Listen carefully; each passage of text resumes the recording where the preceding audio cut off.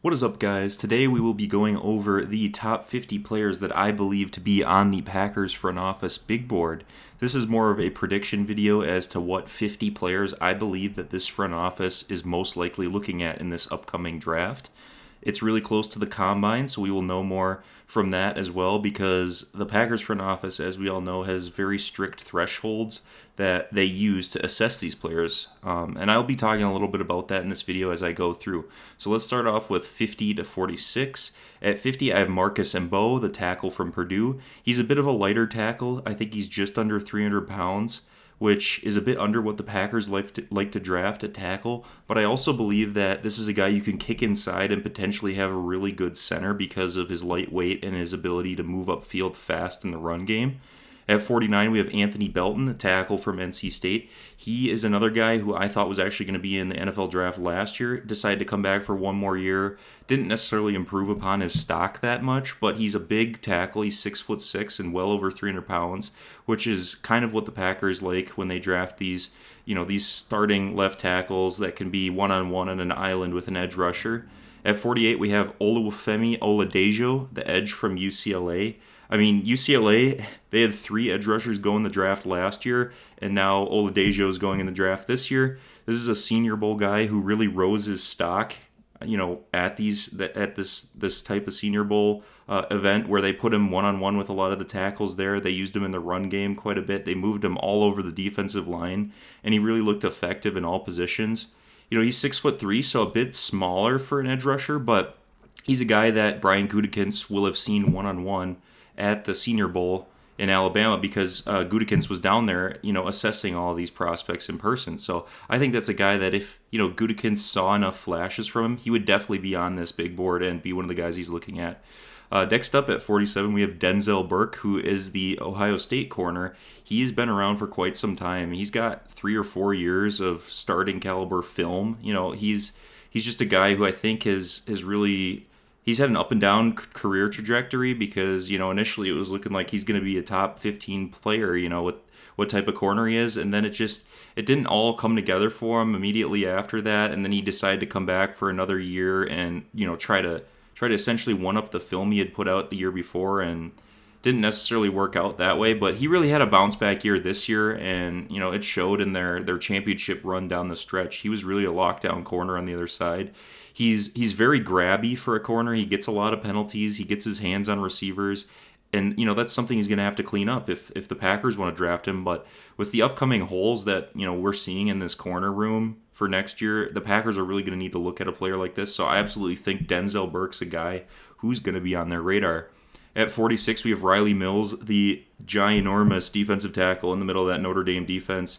It was really sad to see him actually go down in the Indiana game in the playoffs because I really wanted to see what he could do the rest of the way. But either way, he's put up a couple of years of high-quality film, just really strong at the point of the attack, stout in the run game, very much what you want from, a cold-weather Midwest lineman who would absolutely be really fun to see as a Packer. I would love to see Riley Mills on this team. And, a theme of this top 50 guys that I've selected here, I think, a lot of them are, they have that dog mentality. And we heard Tucker Kraft talk a lot about this after the season, that there's just not enough guys in there that, are focused, ready to win every day. And Riley Mills is absolutely one of those guys. So he's something that I think the defense has been missing. And I'm sure that this Packers front office will see this too. And, he's a guy that they're definitely going to be looking at. So those are the first 5 guys that I've selected that, I think could absolutely have a chance to be Green Bay Packers come May. So 45 to 41. 45, we have Ashton Gelati, the power rusher from Louisville. He racked up over 40 pressures this year. The sack numbers weren't quite what you'd want, but, pressures are still a stat. They still affect the play each time that happens. And, I think he was really effective of doing that in the Louisville defense this year. And, he was a really good run defender as well. So that's something the Packers like. Again, he's 6'3", so about the same size as Oladejo, who I highlighted earlier from UCLA.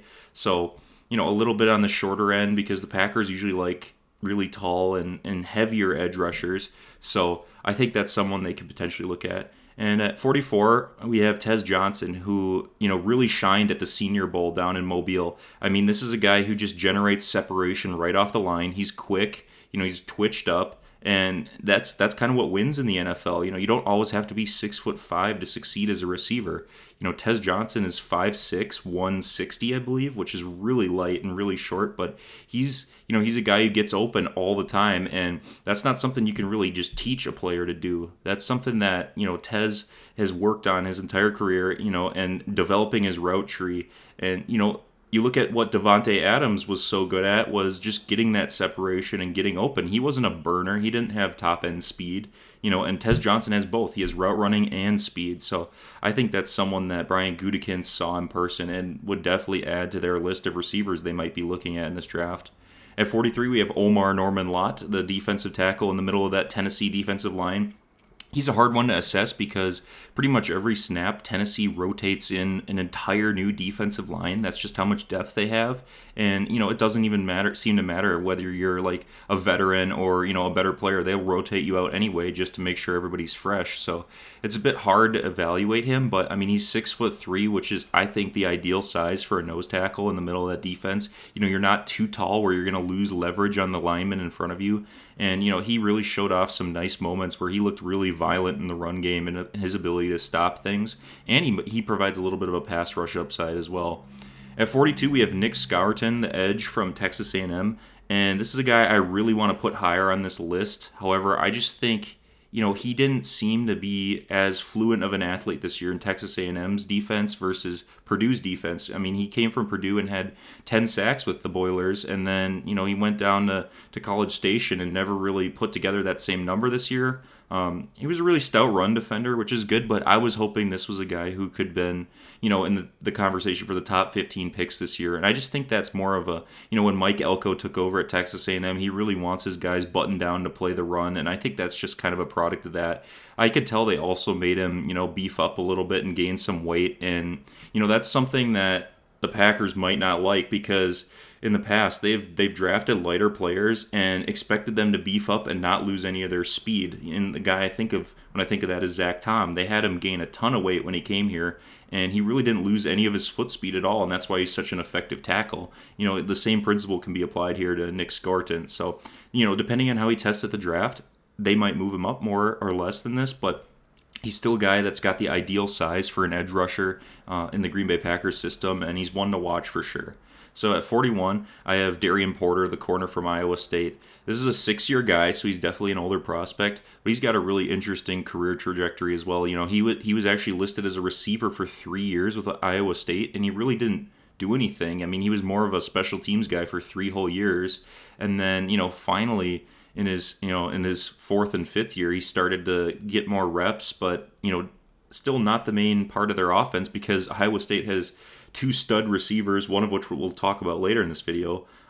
So this year, they finally, in his 6 years, said, let's see what you got at corner. And it went really well for him. He's a big guy, too. He's 6'3". That's really tall for a corner. And the Packers, just like a few of the other positions that we talked about, they have unique thresholds for these corners as well. They like corners to be 5'11" or more and, 190 pounds or more.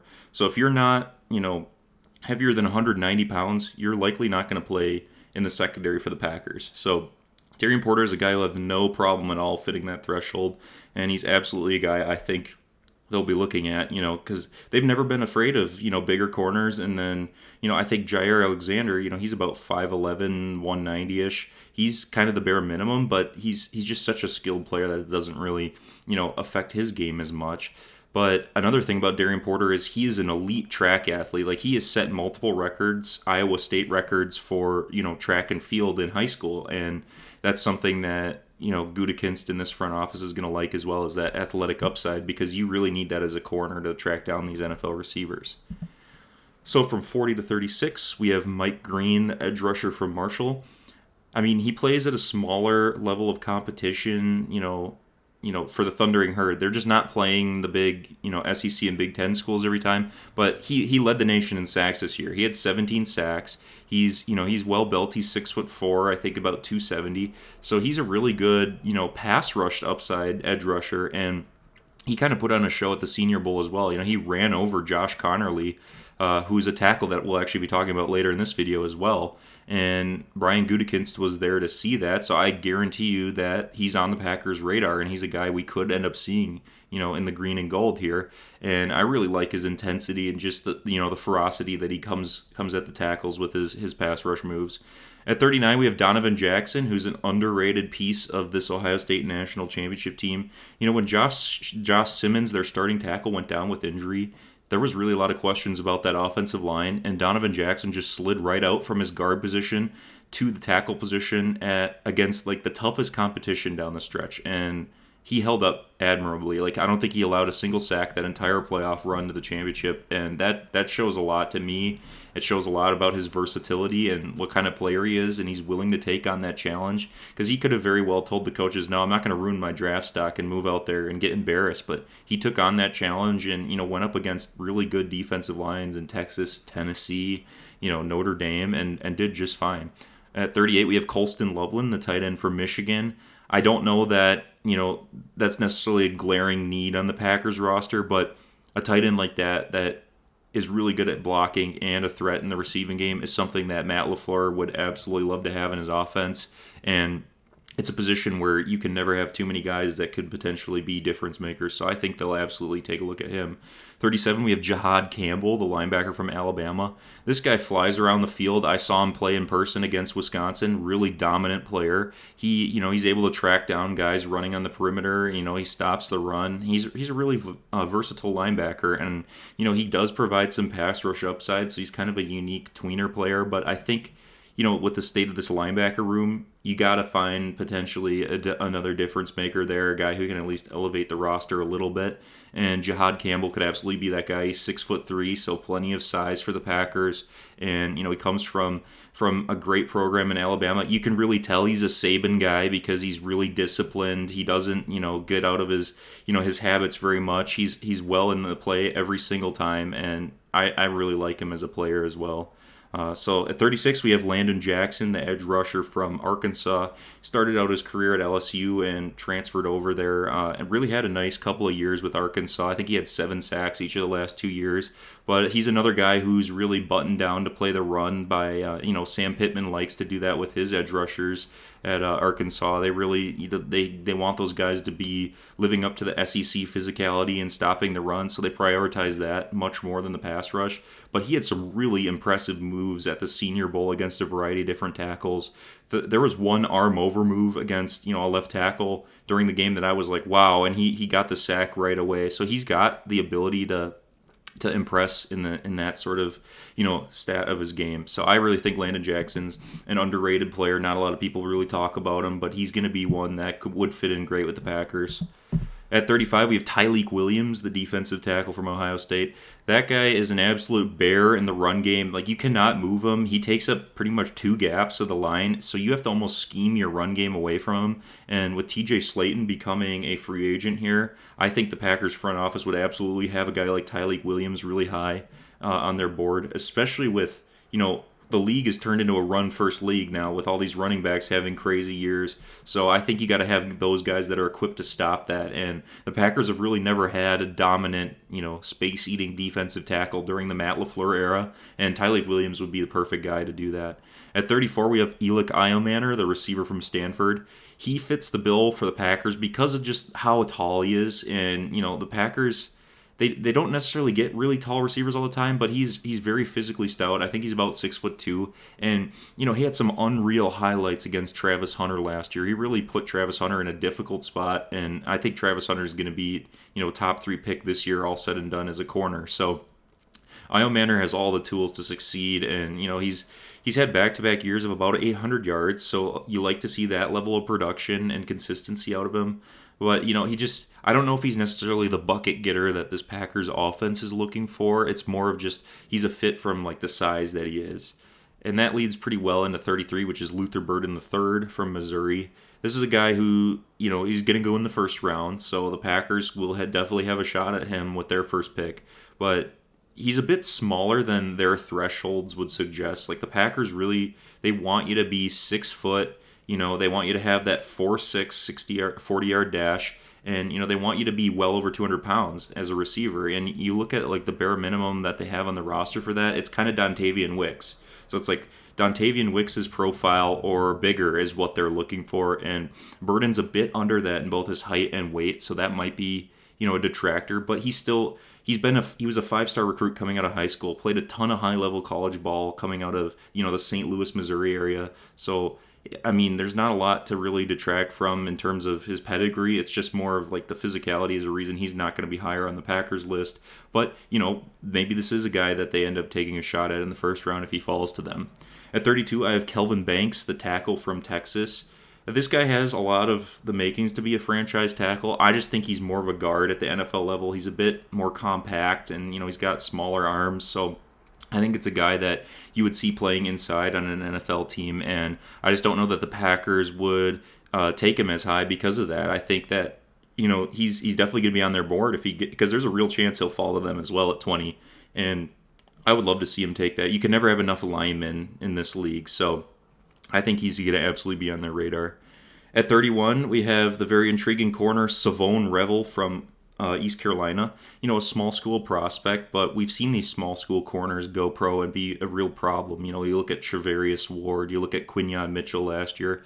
Savone Revel is a really unique guy because he's 6'3", so he's really big, and he kind of has that Richard Sherman physique to him, where he's a big, imposing corner. And he's played a lot of football. I believe he's a 5th or 6th year senior, so he's going to be older. He's going to be about 24 on draft night, but this is a guy who unfortunately tore his ACL at the beginning of the year, and it's sad we didn't get to see him play because this was kind of his last shot to put up high-level tape. But he has really unique closing speed and, ability to catch up to a receiver that might initially blow his doors off. So I think he's a guy, that really can rely on his physical tools to catch up to the receivers more than, maybe the skill he has between, the tackles or anything like that in the run game. So I think he's a really unique guy, just, dripping traits, if you will, and I would love to see him in a Packers uniform. He's absolutely, he's got what it takes to be an alpha corner in the league. So now we'll enter the top 30 here with Derek Harmon, the tackle from Oregon. I really like this guy a lot. I think he's another underrated player. You got to watch these Oregon Ducks because they all kind of fit the bill of what the Packers will be looking for. They all are pro-ready based from a character standpoint. That Oregon program really gets those guys ready to be good pros. They work hard. They're always ready to go in every game. And Derek Harmon showed a lot this year. This was his first year of high-level production because he came over from Michigan State. And, Michigan State didn't really use him for anything other than stuffing the run. He never showed anything in the pass. This year it was the complete opposite. He racked up 43 hurries as a defensive tackle.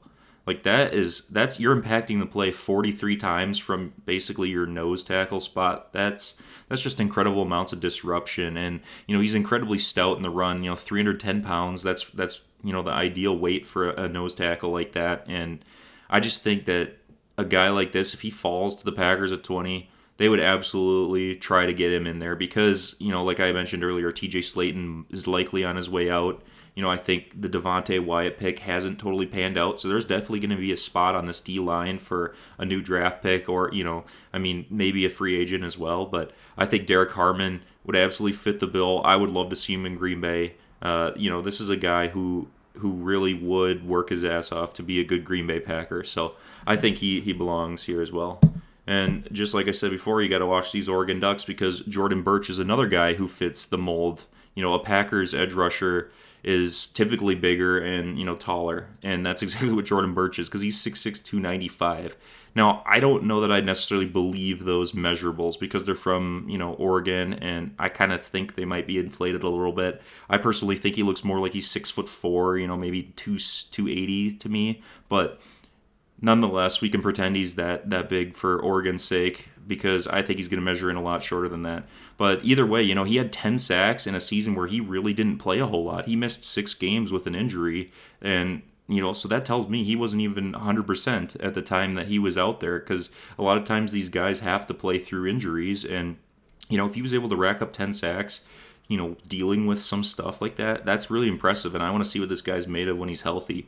He's also, a guy who's played a lot of football too, and the more experience you have nowadays, the better it seems like, because we're seeing a lot of these fifth and sixth year guys go a lot higher than they ever would have in the past. And it's just a shame he wasn't out there more and couldn't really help them, against Ohio State in the college football playoff. But this is absolutely a guy. He's another Senior Bowl guy. The Packers love Senior Bowl guys. That's going to be a theme of this list. Is a lot of these guys are at the Senior Bowl, and that's just where the Packers put eyes on a lot of them.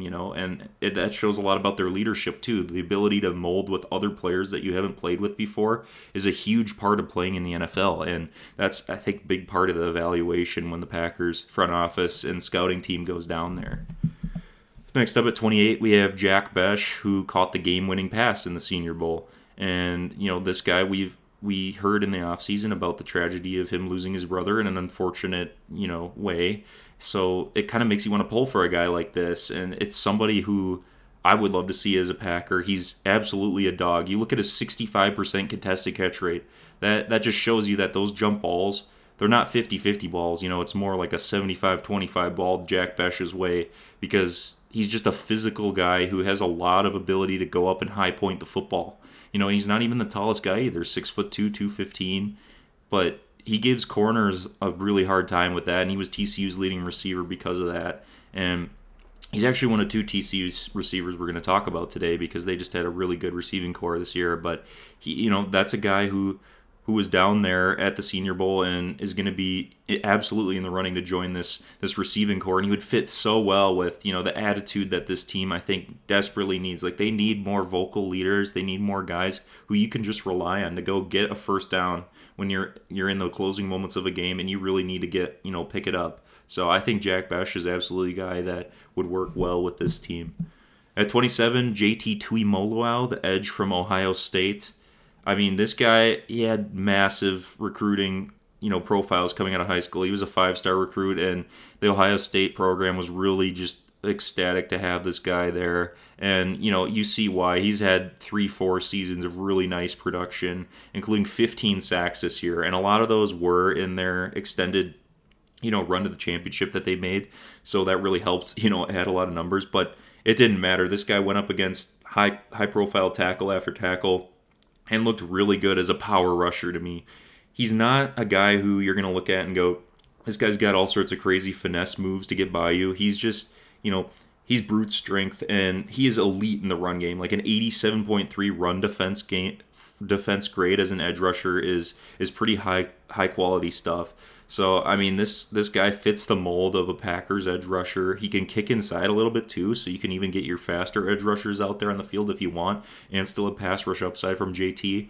I think he did a great job of containing mobile quarterbacks as well. Like, you'd see him, charge up the field to kind of force the quarterback to step up, and then as they take off, JT would be right there to go track him down. So, this is a dominant player. I love this guy a lot. He's not really getting any first-round buzz, which is unfortunate, because I think he absolutely is going to be a phenomenal player in the NFL for a long time.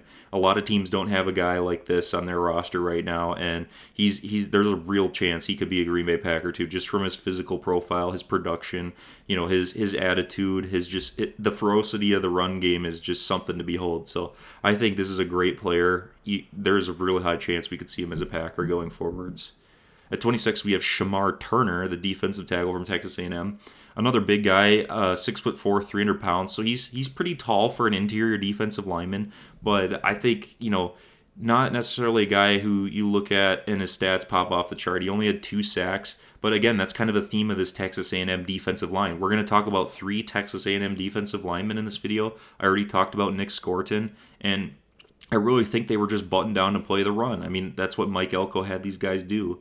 And that's just unfortunately going to take away from your pass rushing upside if that's all you're doing in the college world. So unfortunately for Shamar, he didn't really rack up those crazy numbers. And, he's more here because of the athletic fit. The Packers would love a guy like this with those athletic traits. We've seen him time and time again. I think he's going to test out of this world at the Combine as well.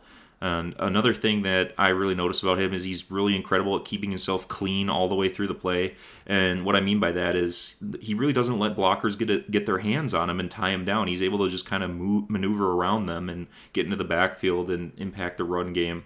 So I think that's a guy you got to really watch out for. I don't know if he's going to be in the first round, but potentially a second-round player the Packers could be looking at. At 25, I'm putting Ashton Genty here, and a lot of you might think, why not higher than that? Well, I mean, one, the Packers, like, I don't know, he's a very productive player, but he really doesn't offer you anything in the receiving game, at least this year. And I just think the Packers value that receiving part of the backfield too much to have him as like a crazy high player on their board. But I still think he's absolutely a guy, like, if he falls to them at 21, maybe they take him and he'd be a nice player alongside Josh Jacobs. And the part of his physique that I think is the most remarkable is he's 5'9", but he weighs 215 pounds, and that's really dense for a guy who's only 5'9". It's kind of like a cannonball coming downfield at you. It's hard to tackle when those linebackers are 6'2", 6'3". They're well above his pad level, so he's kind of able to put his shoulder into your chest and run you over. So, I mean, phenomenal player. He's definitely got that dog mentality. That's a guy who was, close to winning a Heisman Trophy this year. Kind of got exposed a little bit against Penn State, but that's what happens when you're the only player on the offense that's capable of threatening a team. They'll just key on you until they shut you down. So I think he's a guy who not necessarily is a lock to be a Packer, but he's one that they'll definitely be looking at in this range. 24, Jaden Higgins from Iowa State. This guy had a phenomenal year 2 years ago and just backed it up again with 1,100 yards this year. Just another one of those Iowa State players that you really like, because Iowa State just seems to pump out a lot of players that are really high quality guys that are ready for the league. I think of Will McDonald last year, TJ Tampa, the corner I really loved in the draft last year. I already talked about Darian Porter, Brock Purdy, Breece Hall, the list goes on. I mean, it's really a good program if you want some NFL guys. And, you look at his measurables, 6'4", 215, plenty of height for the Packers, well above 200 pounds for them. And, this is a guy who I could easily see this guy being an alpha receiver in this Packers room, which is what they desperately need.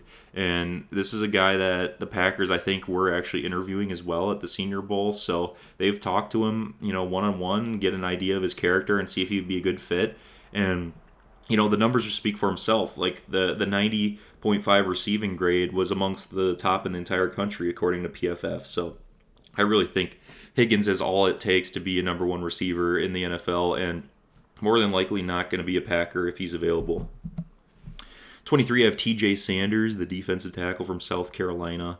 This is an interesting player because he really, a lot of his game is power. He's really just an elite bull rush player, and it's a handful for linemen to get set and then have to deal with that bull rush on the inside so fast. And, at 6'4", 290, that's a really unique weight to be when you're in the middle like that, because it's not necessarily the heaviest, but it's also not the lightest, which means he can be a little bit twitched up at times. And I really think this is a guy who, to me, is a marginal upgrade over Devonte Wyatt. He's definitely one of those three technique guys on the defensive line that can rush the passer, and I think you could get more run stopping ability with a guy like this compared to Devonte Wyatt.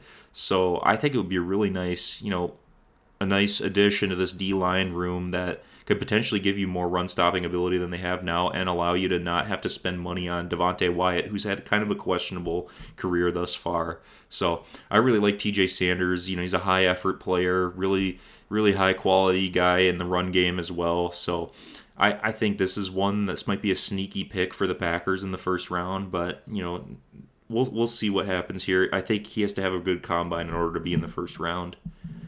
At 22, we have Armand Membu, who, if you look, Missouri had him as a tackle all year, but this guy has all the makings to be a dominant interior player. I mean, 6'3", 314. He's smaller, he's compact, he's got shorter arms, and I think Missouri only had him as a tackle because he was their best lineman, and that's just kind of what colleges do sometimes. But this guy really has the ability to be an elite interior player for the Packers if they want to go that route. And, he allowed no sacks this year, no hits, which is pretty incredible considering he's playing in the SEC and going up against some really high-quality pass rushers. I also think he had the best film of any any of these tackles in this draft, to be honest with you, he's just not higher because he's not like a huge guy who's probably not going to run a fast 40. But I think this is a guy that if the Packers want to go the more of a productivity route versus a traits route, they would absolutely look at Armand Membou. And a lot of times the Packers move their guys from tackle interior anyways. I mean, you look at Elton Jenkins, who was a tackle at Mississippi State. They moved him inside when he got to the NFL. They played him at both guard spots, center. He's settled into his left guard spot now. But I actually think that Armand Membou could be a similar player to that. He might not have as much of a ability to be an elite run blocker in the league just because of the lower pad leverage, but I think he absolutely is a high quality player, and you got to take a shot on a high quality lineman if you're the Packers here. 21, we have Jalen Walker, who is kind of a mix of an edge and a linebacker at Georgia. And, Georgia kind of uses some of these guys in really frustrating ways, I think, because this guy has all the makings to be a stand-up outside linebacker, out of the two-point stance to really wreak havoc. But just because he's such a good player and he's very athletic, they put him at middle linebacker for most of the season.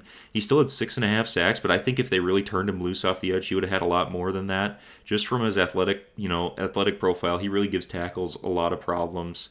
And it's just a bit more of him being able to hold up in the run game to me. That's why he's not going to be, because there's some people who talk about him being a top 10 pick, which I could see if some team really values those traits that he's got and the athleticism. But to me, you really got to play the run better if you're going to be a top 10 pick. So he might be one that the Packers could potentially steal, in the back end of the first round and have a really nice player, because this linebacker class, I already mentioned it, needs a little more juice. And Jalen Walker would be a great addition. Him, Edgerrin Cooper, Quay Walker, all together. You just tell those guys to go hunt, essentially, on third down and get to the quarterback.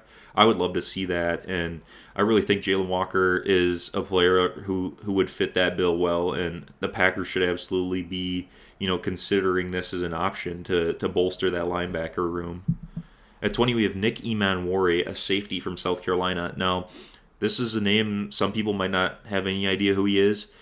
I'll tell you, you got to really watch this guy because he's a safety at 6'3", 227. That's just a rare amount of size to have as a safety. It makes you question whether he doesn't even really belong there. Like, is he just kind of an overhang linebacker that you could play in the box? I'll tell you, he's not, because he had an 86.8 coverage grade, which is really high for a guy that size. And, he racked up 73 tackles as a safety this year, which showed he's a huge part of the South Carolina defense. And, he had 4 interceptions, and 2 of those were pick sixes. So this guy's, he's a ball hawk. He's physical.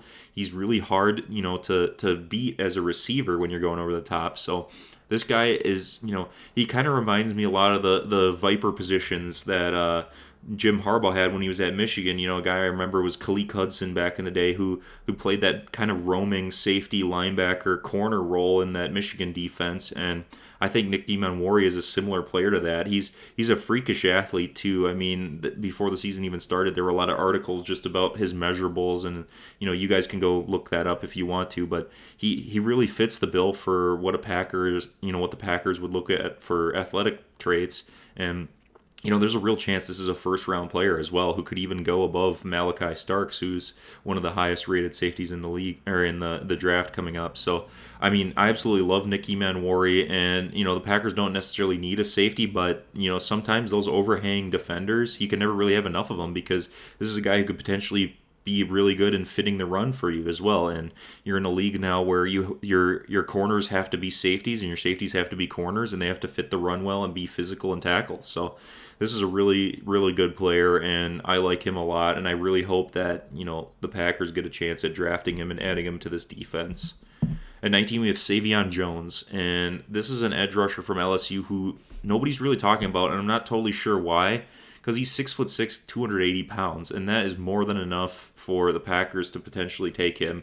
5 sacks, not too bad, not the most in the world though, but he really is a good pass rusher and had a lot of really nice things put on film this year, but he's just not talked about in draft circles as even being close to a top edge rusher, and I just think that's false and shows more of a testament to the depth of this edge group in this upcoming draft than anything. But just because of the size alone, I think the Packers would look at a guy like this and I just really like what he did at LSU. They had a really nice, couple of D linemen that were, working with him this year to kind of maximize his potential. So I think that's a great player out at LSU. He's played a lot of tough reps in the SEC, and he would be well built for the NFL. Especially he would look good in a Packers uniform. At 18, we have Savion Williams, the receiver from TCU. This guy he's massive, 6'5", 255 pounds. You don't see a lot of receivers with that physical profile. And that's kind of the main reason I think the Packers would look at him. He didn't have the most receiving yards in the world this year, but that's because TCU had another dog in their receiving room in Jack Besh. So I think that takes away a lot of it. The number you got to look at here is the contested catch rate, because 88.9% of his catches were contested, which is a ridiculous amount. That means he was the jump ball guy in their offense and really, relies on that height to be a mismatch. A lot of times these guys, unfortunately, they just don't succeed in the NFL because of that. They can't gain separation, so they always have a corner glued to their hip pocket, and those NFL corners know how to break up the pass a lot better than the college guys do. So that's kind of why I think that the league is kind of going away from these taller receivers, but the physical tools are there and the speed is there. His physicality in the run game as a blocker as well is really evident. TCU didn't really run the ball too much, but when they did, you could tell he was really involved in the blocking scheme of this offense. So I think this is a guy from a tools perspective would absolutely be on the Packers' radar and would be something different that the Packers don't have in their offense right now. I mean, this you almost wonder if this guy would be a better tight end than a receiver, but I just think that he's too quick for that. He's a bit faster, so I would absolutely love to see Savion Williams, kind of be the alpha receiver on this Green Bay Packers team. At 17, we have James Pierce Jr. This player seems to be a very polarizing, kind of guy, because before the season, a lot of people thought this was a top 5 player. A lot of people were saying this is Von Miller 2.0 because he's got the same build, the same sort of length, and the pass rush ability was really evident 2 years ago, but this year he kind of took a step back, and I think, he might have been playing hurt for most of the year too. He missed a few games, and that's always tough when you rely on your speed and, your quickness, and you don't have, your health under you to back you up. So I think this is still a phenomenal edge player, and this is a guy who's not really going to play the run for you because he's a bit lighter for an edge rusher. I mean, you see a lot of a few of the other guys we've highlighted, they're much heavier at this height than he is. So I just think, there's a real chance the Packers could look at him if he falls, but I don't know if he's necessarily a long-term run defender. He's kind of just a guy you might see on third down to rush the passers. So a really unique guy, in terms of just the height to speed ratio and, how he's able to bend the edge. But he's just not someone that you would expect to play all 4 downs. So we'll see where that goes in terms of this type of player. At 16, Omarion Hampton from North Carolina. I absolutely love this guy. I really want him to be on the Packers. I think that they don't have a running back besides Josh Jacobs who can be impactful. I mean, Emmanuel Wilson and Chris Brooks were really nice finds this year, but they're not long-term answers if you ask me. And you look at the way the league is going, it's going towards a running league, and you really got to have bruisers in the run game. I mean, Omarion Hampton fits that. He's 6'1", 220 pounds, but he's also able to generate a ton of speed once he gets out in the open field, and he actually really reminds me of Jonathan Taylor. They're the same build, same kind of a bit taller running back who can run with leverage as they're going through the middle of the field. And He had 1,500 yards 2 years ago. He backed it up with a 1,600-yard season this year. So he's able to get 15 touchdowns out of it as well. Incredibly productive. I mean, there were times where he was the entire North Carolina offense. They didn't go to anywhere else, and he still succeeded at that. And that's not something Ashton Jeanty was able to do against Penn State when they were keying in on him. I mean, you watch the Minnesota game, the first game of the season. Minnesota had him dialed down. They were smacking him every play. They were coming downhill, trying to hit him right in the face and knock the ball out and just neutralize him, but they couldn't. They couldn't handle the physicality of this guy, and that's saying a lot because Minnesota's got some really good linebackers. But Omarion Hampton's a special player. I think he's good in pass protection as well, which you absolutely need to be good in pass protection if you're going to be an impactful running back. On third downs when they need to have an extra pass protector out there. So I love Omarion Hampton. I absolutely wanted to be a Green Bay Packer, and I think that even if you draft him, I think he would absolutely find a role right behind Josh Jacobs. You wouldn't lose anything without Josh Jacobs in the lineup compared to Marion Hampton. So I love this guy. I think the Packers really need to look at him being a potential first round selection. 15, Gray Zabel from North Dakota State.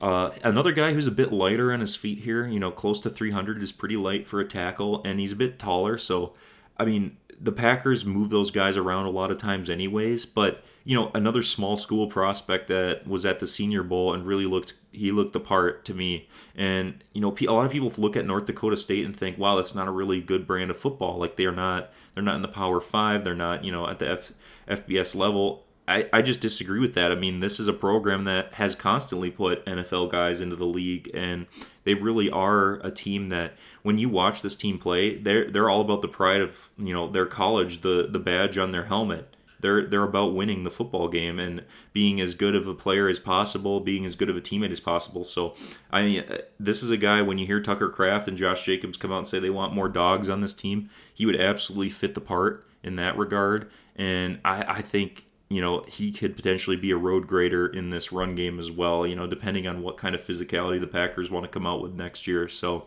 I think that's another tackle you really got to watch out for that the Packers could potentially draft. At 14, we have Walter Nolan, the defensive tackle from Ole Miss by way of Texas A&M. Incredibly high, recruiting profile. He was a 5-star player. He was the number 1 player in the entire country coming out of high school. So a lot of eyes were on him, and he was part of that Texas A&M team that was under Jimbo Fisher, where they really they got a ton of 5-star guys and never really maximized it, which was kind of sad to see because I really wanted to see Walter Nolan be a dominant force in the league. And unfortunately, he didn't really get there with Texas A&M, but this year at Ole Miss, it looked a lot different. He looked a lot more physical. He looked a lot more fast, a lot more intentional with his movements. And, he looked like a guy who really is on an upward trajectory, and there's still a lot of tread left on his tires. He's only a junior, too, so, I mean, he's going to be a younger player, and the Packers tend to like those younger guys, so I think that this is a guy who you could absolutely see in a Packers uniform. He gives you really good pass rush upside, but he's also an elite run defender. I mean, his 91.6 run defense grade was among the top for defensive tackles in the entire country. So that all says itself there. And I think, again, that 6'3", 300-pound frame is ideal for being on the interior like that because you're not too tall. You're not giving up leverage. If you're like 6'6", 6'7", like that's just too tall for me. If you're going to be able to stop the run and rush the pass at the same time. So Walter Nolan's absolutely a guy from an athletic perspective, a production perspective that you would see the Packers looking at in their draft. I have Mason Graham here at 13, and that has nothing to do with him as a player. That is more just where I think the Packers would kind of look at him. I fully believe that this is the best defensive tackle in this upcoming draft class, and he's going to start for a team and be good for a long amount of time. But the one thing about him is, he's got shorter arms, and that's something that people are kind of going to question. And I know it's kind of a dumb excuse because Braden Fisk on the Rams had really short arms at the combine last year, and he had one of the best rookie seasons for a defensive tackle we've seen in a long time. But I just think the Packers will take note of that if they're looking at Mason Graham. And I also don't think they're going to have any chance at drafting him, to be honest, because he's a bona fide top 10 player. So there's that part of it as well. But just wanted to kind of touch on him and say that, he's obviously going to be in their top 50 players when they're, if there's any chance he falls to them. At 12, this is kind of a surprise for a lot of people. I have Cameron Williams here over, Kelvin Banks, who I had talked about previously. I think that is just solely based on Cameron Williams' size. Like 6'5", 335 pounds. That's an incredible frame to work with if you're a tackle. And, he's got all of the traits to be a franchise tackle. But, the problem with him is he really struggled with discipline this year. He was easily the most penalized player on the Texas offense. And, he kind of got burned at times. Like he allowed 5 sacks this year and really kind of got exposed a few times. But these traits are just too much to overlook, too much to just overlook. You can't write this guy off, and these are the type of guys the Packers kind of look at and often make people upset about that they look at, but this is what they do. They've done it for years. That's kind of their mold, and I also just don't know how you can say, drafting offensive linemen isn't important when you look at what the Eagles just did to the Chiefs. I mean, they absolutely dominated the Chiefs, where it basically incapacitated Patrick Mahomes from doing anything, and that's because the Chiefs didn't have good enough personnel on their offensive line. So if you're going to win a Super Bowl, you got to have guys like this in the pipeline that could potentially be developing as your next franchise tackle. And I really think Cameron Williams has all of those physical tools to do that, and could potentially develop into something really nice when he gets into Green Bay. And the Packers coaching is elite on the offensive line every single year. So I would love to see what this guy could become. The sky's the limit for him. And I think it's a really exciting kind of high upside player that could potentially be in Green Bay next year. At 11, I have Tyler Booker, the offensive tackle, and I mean they kind of move him around a little bit too, but this year he played a lot of guards, so maybe the Packers would play him at on the interior of their line. He's a really stout player in the run. Like he just, you can tell like there's not a lot of D tackles that can get around him when they do a run play. I mean, PFF didn't really give him that high of a run blocking grade, but I personally think he's a great run blocker just with the hand placement and how he's able to get downfield. But you really see he excelled in pass blocking, and that is something the Packers value. Oftentimes the Packers have a better pass blocking line than run blocking offensive line.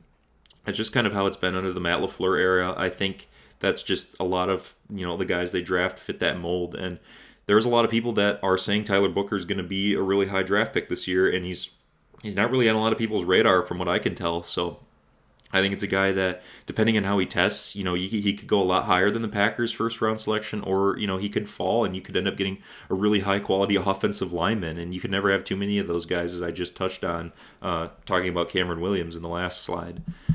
So 10, I have Travis Hunter.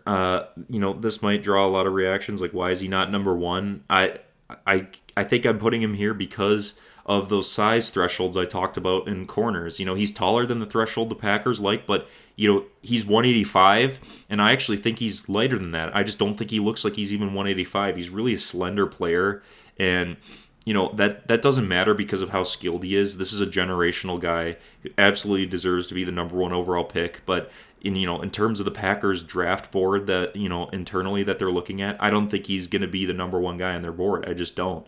So that's kind of why I put him here. Incredible production on both sides of the ball. Nobody's doing this. Nobody's ever really done it in history. So I think he's an incredible guy who's going to be in the NFL for a long time, and he's going to be, the only way the Packers would ever get him is if they made some crazy splash trade to get up to that high in the draft. But it's worth touching on just to kind of highlight where I think the Packers see some of these guys on their draft board.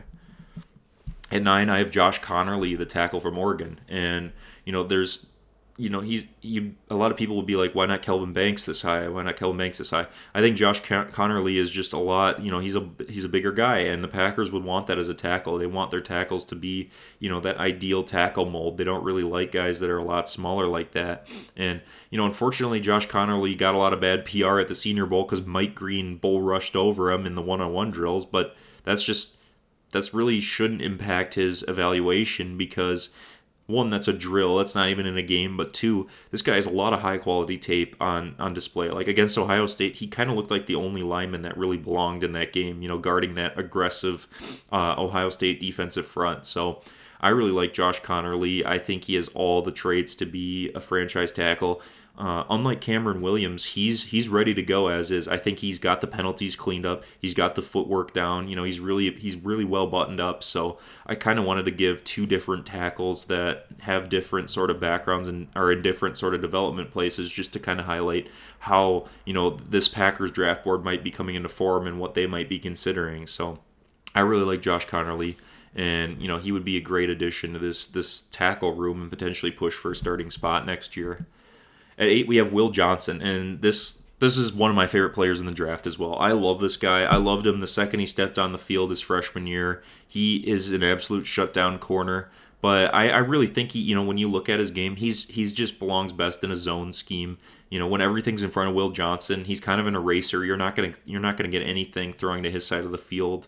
And I think in a year where the future of Jair Alexander is really uncertain, there's absolutely a world where Will Johnson could fall in this draft a bit, and the Packers could potentially make a trade to get him in the teens. And if if this front office starts to see Will Johnson slide, they have to go up and get him, because the corners that they have on this roster, if Jair walks away, are not good enough to win a Super Bowl. And Will Johnson is that type of corner that is going to come in, be a starter on day one, and shut down whatever receiver he's going up against. That's just, he's been that way since his freshman year, and he didn't really play a lot of games this year, but it's just, that's what happens when you get injured, is it really takes away a lot of your productivity. And a lot of people are going to write him off because of that, and I really don't think they should, just because of 1 year he had. And I think if you're going to look at the way that the league is right now, there's less and less of these true lockdown corners and more of these dominant receivers, so there's just not enough corners to go guard these top receivers anymore. And when one of these guys comes around, you really got to take a shot at him. So next we have Tyler Warren at the 7 spot. I mean, this guy had a monster season, over 1,300 or 1,200 receiving yards. But Penn State really used him in a lot of unique ways. He threw passes, he rushed the ball, he blocked his ass off in that run game. So I think, this is a tight end. We say this every year. There's always a generational tight end in every draft, but I think Tyler Warren really looks the part in terms of that, type of idea. He's got plenty of size, 6'6", 261. That's a lot of mass coming downhill at you if you're trying to tackle this guy and wrap up on him, and it just doesn't happen. Like, you see corners and linebackers bouncing off of him left and right. And I know this team has Tucker Kraft, they have Luke Musgrave, but you really, can you imagine what this guy would do alongside Tucker Kraft? And, you have Josh Jacobs already in the run game. So this guy would be a phenomenal Green Bay Packer. He'd be a great cold weather player. He would fit the bill of the physicality this team needs to have if they want to be a difficult, place to play for teams on the road. I think that, his ability to receive the ball is just, and his yards after the catch is underrated too. That's kind of something that you have to have if you're going to be a difference-making tight end at the next level. So I don't think the Packers are going to get any shot at drafting him, but just because of what type of player he is, Matt LaFleur and this front office are going to really, try to key in on this guy. If there's any way he falls, I absolutely think they would take a look at him and potentially add him into that tight end room. So at 6, I have Shamar Stewart, the other edge rusher at Texas A&M. That's one of 3 Texas A&M guys I've talked about on this D-line, and he too, just like the other guys, didn't really have a lot of sacks this year, only 2 sacks, not what you like to see, but the physical traits are the reason he's up here. He's 6'6", 290, and he moves like he's 260 pounds. So he just has unique movement skills that would prompt him to be a really high draft pick, and the Packers would absolutely, I think this is probably the most likely guy to become a Green Bay Packer in the first round next year. If he's available at 23, they would absolutely take this guy and put him on their defense in a heartbeat. It's just exactly the kind of prospect the Packers look for. He was a really good run defender this year, 88.2 run grade. That's really good for an edge rusher, and we've already talked about why that is with Texas A&M and just what they like to do. But I think that this is a player who, there's not a lot of guys like this. There's not a lot of guys just with this physical skill set available, because you can't teach size like this. And a guy like this would be an instant impact player into this, this edge rush group who has a lot of tread on his tire. He has a lot to learn, but, the Packers just hired a new defensive line coach who could absolutely be, teaching this guy skills to become a dominant pass rusher. He has a lot of the traits that you'd like to see out of those guys as well, and I think he resembles a lot of, he looks a lot like Rashawn Gary to me, who we already have on the roster. So I think it's just, there's a very non-zero chance that this guy becomes a Green Bay Packer come May. So at 5, I have Abdul Carter, the edge rusher from Penn State. This is another guy who I love. I've loved him again since he was a freshman at Penn State. He was a true middle linebacker to start his career, and that's what he was recruited to be out of high school. But, this year Tom Allen and that defense decided to shift him to the edge, and boy, what a good decision that was, because he ended up with 13 sacks and 43 hurries, 92.3 pass rush grade. This guy was unguardable on the edge. I mean, he did horrible things to that SMU offensive line in the playoff game. He was unblockable no matter what they tried to do, and it's just because he's a really unique kind of player where he's 6'3", So he's somewhat tall, but he's also got that quickness where he appears much smaller than he actually is, and that's just because he's got such elite foot speed going around the edge that it's really hard to keep up and track with him. And I think guys like this don't come around very often because this is the type of Micah Parsons type player where you can move him around anywhere on this defensive line. You can drop him into coverage, and he's really a versatile chess piece. So I think the Packers would have him, about this range on their draft, on their big board. The only reason he's not going to be higher is because he's not a little bit bigger like Shamar Stewart is. But I just think the production and the what he put on tape this year was incredible. He's just going to keep getting better too. So whichever team drafts him, I think is getting the best player in this draft. But we'll see what happens with how he tests at the combine and kind of the way the draft works is like when the teams are the top priorities quarterbacks, these guys end up falling a little bit. So someone's going to get a really good player in the top 10 if Abdul Carter's available. So at 4 I have Will Campbell from LSU. I have him here because the Packers again prioritize these kind of trench players, these linemen. They love to draft those guys high and early because that's kind of when you got to draft them if you want an impactful guy on day one. And Will Campbell's a big guy, 6'6", 323, plenty of size and plenty of mass for the Packers there. The trait that stands out to me most is actually his intelligence as a player. You can tell he's commanding that whole LSU line, and he really. You'll see it sometimes where he'll call out what the defense is even doing before the play is snapped and oftentimes realizes what's going on before the defense is able to execute it. So that's a guy who, again, would be a vocal leader in this Packers locker room, something they desperately missed this year. It showed up against the Eagles in the playoffs too. They really didn't have a response to getting punched in the mouth repeatedly by the Eagles. So I think Will Campbell would be one of those guys who you could put on the inside of this line for the next 10 to 12 years. That's how good he is. He's a franchise tackle or a franchise guard, depending on how he measures up at the combine. And I would absolutely love to see this be a possibility, but he's not going to get to the Packers unless they make a substantial trade. So it's worth mentioning that this guy is someone they would definitely take if they had a top 10 pick. At 3, I have Kenneth Grant, the other defensive tackle from Michigan. And, I put him here because I think he's a better athlete than Mason Graham is. And, he's got way more mass. He's almost 340 pounds.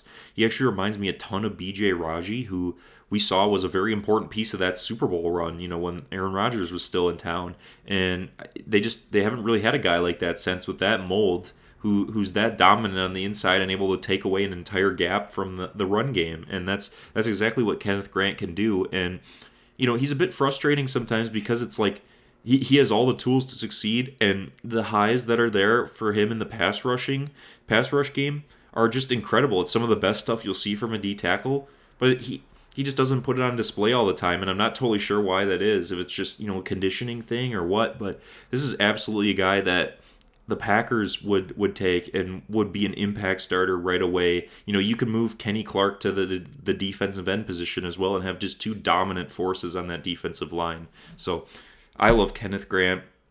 I think he's the better of the two Michigan tackles in terms of, NFL traits.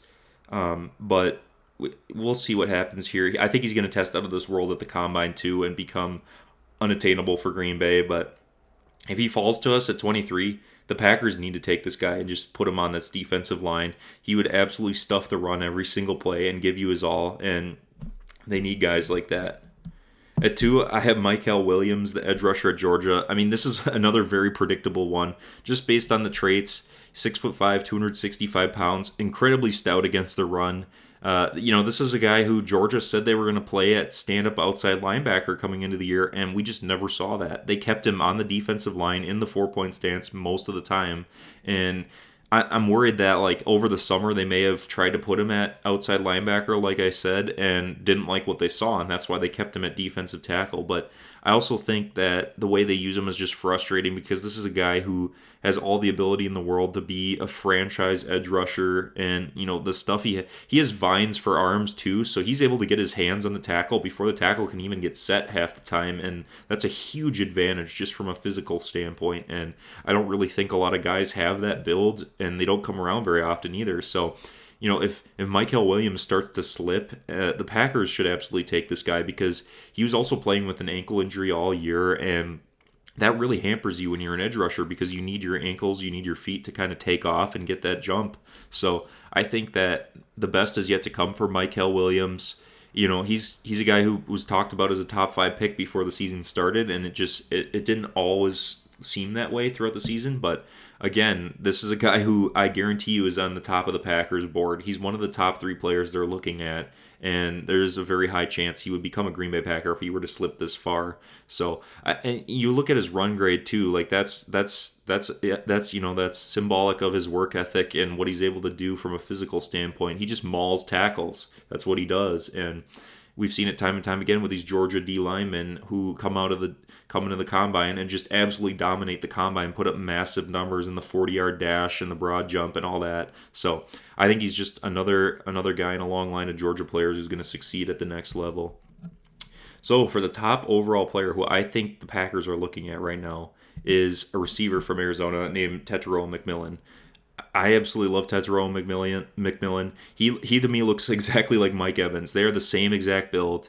You know, he's a little bit lighter than Mike Evans, but once he's in an NFL weight room and is able to bulk up and get into that, you know, conditioning strength, I think he's absolutely going to be a difference maker. And a lot of people are going to say, well, the Packers don't ever look at receivers. I just don't think that's true. I just think they haven't really gotten the luck of the draft where they get a receiver that they feel moves the needle falling to them. And I can guarantee you, Gutekunst is up there in the booth watching the same things we are, that we just don't really have an alpha receiver in the room. And this guy would be that alpha receiver. The route running, the size, the speed, the hands, all of that is here for this guy to be a dominant NFL receiver. And he's had 2 really incredible productive seasons at Arizona as well. So to me, this is the top guy on, you know, the Packers draft board right now. And I don't know if there's any chance that Green Bay gets him, but it's still a guy who would come in here, be an absolute difference maker. The thresholds fit, the height threshold, the weight threshold, you know, from what the Packers typically draft for receivers. It's definitely something to be aware of, is that they really draft those guys at the receiving position that are above 6 feet, you know, above 200 pounds. So I think T-Mac would be a phenomenal player for the Green Bay Packers, and just his ability to get open in space, and you know, he makes a lot of contested grabs too because he's a bigger guy. So just the Swiss Army knife of receivers here. He's got it all. He's absolutely, you know, in the running to be the top prospect on the Packers draft board going forwards. So let me know what you guys think of this. I think it was a fun activity to kind of try to get into the mind of Brian Gutekunst and understand, you know, potentially what they look at. You know, I tried to do my best to mix it up a little bit and get some guys that, you know, people might not be talking about as much. But I think that's, you know, kind of symbolic of the way the Packers draft. They tend to draft guys that the consensus might not be all in on, or, you know, might not see it as the same, you know, level the Packers see. But the Packers have also had a really good amount of success doing that, drafting guys that, you know, aren't in the spotlight, and they really rely on their scouting to do that. So I think it was a fun activity. We'll keep firing up these mock drafts and, you know, similar things like this as the draft gets closer. We'll also know a lot more about these prospects once the combine rolls around later this week. So it's an exciting time to look forward to, and I think the Packers are going to have a lot of great young players to be coming into training camp next year.